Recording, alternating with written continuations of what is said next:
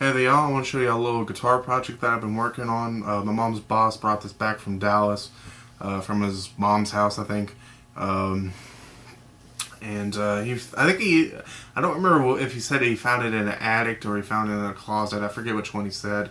But, this guitar came to me.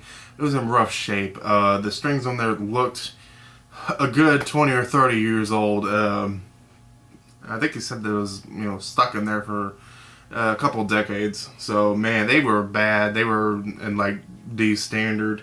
One of the strings was missing, so he just wanted me to restring it and get a new nut. The nut that came on here, it looks pretty bad. It's all chewed up, nasty looking. It had a piece of tape on there to keep the strings in line or something. I thought, I'll just get him a new nut. I went to my little store, bought a cheap little $2 nut, cut it myself, sanded it down, made sure that it looked exactly the same, glued it in, and everything was going right. But the second string made some fret buzzing. So what I did is I took a piece of a matchstick, shimmied it in there, and no more fret buzz. So here it is. It's a K guitar. Looks like it's from the 1940s, but fortunately it's from the 1950s. And I think that because I looked inside the hole, the F hole here. Funny thing, F hole. F hole. No. Okay. Well, I looked inside of there and it has a giant L, which is the Roman numeral for 50. So, and then it has 1-3, so it might be January 3rd, 1950. It also has a little serial number in there, and that's about it. Of course, the company is called K-A-Y. I didn't do too much history on them, but they have been around for quite some time. Here's the headstock. On the back of here, it says steel reinforced neck. The tuners, they're plastic. They're not made out of chrome. But the metal pieces in the back, they could look like they use a little bit of grease. A lot of the screws and everything are pretty rusty and a little bit blackened. So a little bit of grease might help out.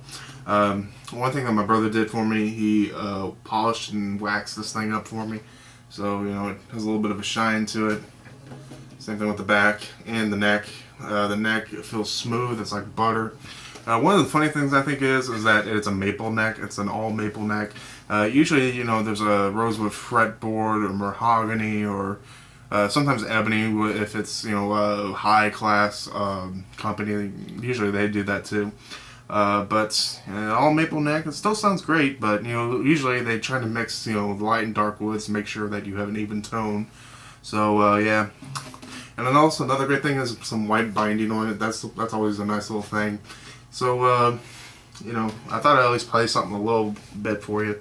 The only player that I know, and of course this is an arch top, so you're gonna be playing something like jazz on it. I don't play too much jazz, but I do know one player that has a similar looking guitar like this, and then that is Jean Django Reinhardt. I think he's French, if I remember correctly, and he plays something called gypsy jazz. I don't know too much of that. In fact, I probably don't know any of it, but it sounds really, really great the way he plays, and some of his songs are really, really fast, and they're just really upbeat, and it makes almost anything sound beautiful the way the guy plays. And I've even seen some other people play his style and music.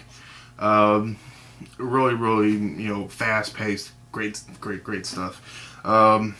So I guess I'll play a little something that I know. The one thing I'm really afraid of is Warner Music Group getting on my ass for playing 2 seconds of a song that they probably don't own, or Viacom owns, or someone that I know damn well that they don't own. But let's see, what else can I play? Wrong place.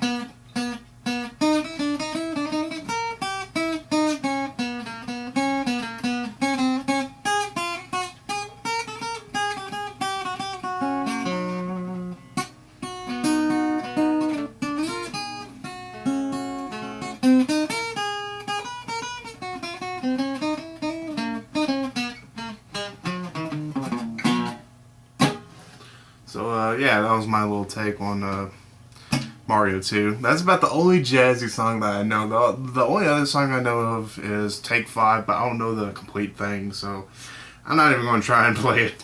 The thing that confuses me the most about that song is the chords. I can't... my fingers, I can't really do that too much. A lot of times jazz chords will screw you up in 2 seconds. But,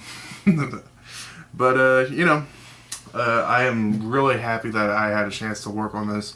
I'm going to get paid from the guy too, which is even better. I didn't do that much work, but I rounded it around 4 hours, so, I'm just going to charge him $40. Yeah, I didn't really do a whole lot of work, and not only that, my brother helped me out too. I should probably, throw $10 at him. So, I don't know. I really am glad that I got to work on this, and not only that, the guy that, I talked to about the nut, he wanted me to bring this thing in, which, to me, that sounded like, I'm going to profit off your ass.